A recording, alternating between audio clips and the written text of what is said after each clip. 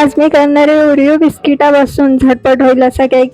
त्यासाठी मी इथे सर्वप्रथम ओरिओ बिस्किट घेतली आहे आणि त्याच्यावेळी मी सर्वात पहिले या टोपाला छान तेलाने ग्रेस करून घेते आणि त्यावर थोडासा पिठाचा हात लावून घेते. जर तुमच्याकडे बटर पेपर असेल तर ही करायची गरज नाही. आता माझ्याकडे बटर पेपर नाही म्हणून मी करते. हे केल्यामुळे तो केकचा बॅटर त्याला चिकटणार नाही काढताना, त्यामुळे हे करायचं आहे. त्याला बटर नाही तर ऑइल लावून घ्यायचं आहे. आता मी इथे हे जे ओरिओ बिस्किट घेतलेली त्याची क्रीम बाजूला काढून घेते आणि फक्त जो बाहेरचा भाग आहे तो घेते.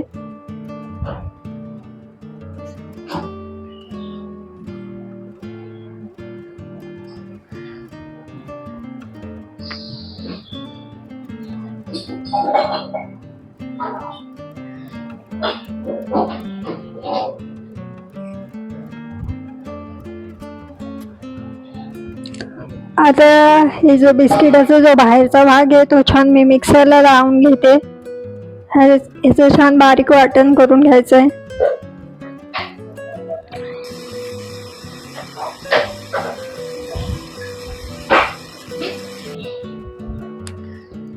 तर आता इथे त्या बिस्किटाची पूड रेडी आहे, ती मी या टोपामध्ये घेते काढून सर्व.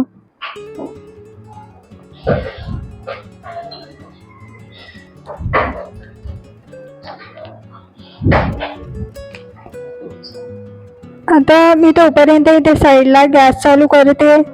त्यावर कढई गरम करायला ठेवते. कढईमध्ये एक जाळ ठेवते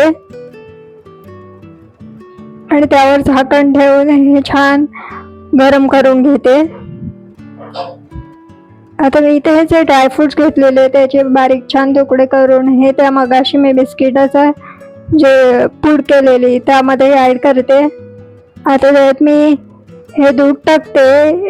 जवळजवळ एकंदरीत 1 ग्लास दूध घेतलंय, ते त्यात मी थोडं थोडं करून टाकणार आहे आणि छान मिक्स करून घेणार आहे.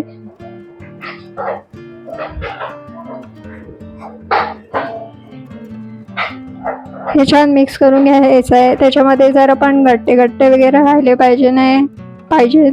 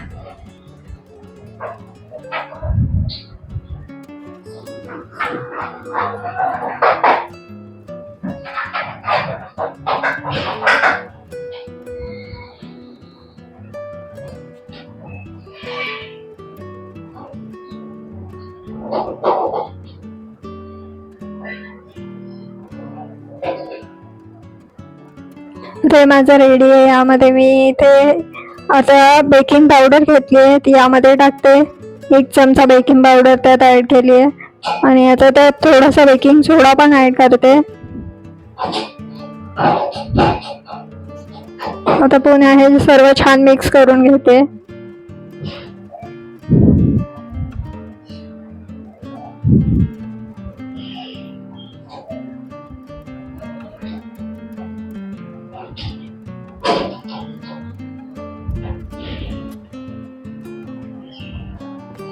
आता इथे हे आपलं केकचं बॅटर ऑलमोस्ट रेडी आहे.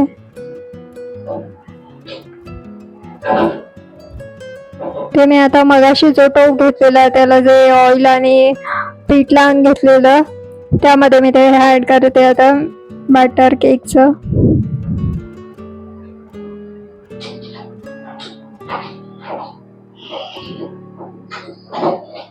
आणि आता हे सर्व मिश्रण मी मगाशी प्रीहीट करायला ठेवलेल्या कढईमध्ये छान हे आता हीट करून घेते.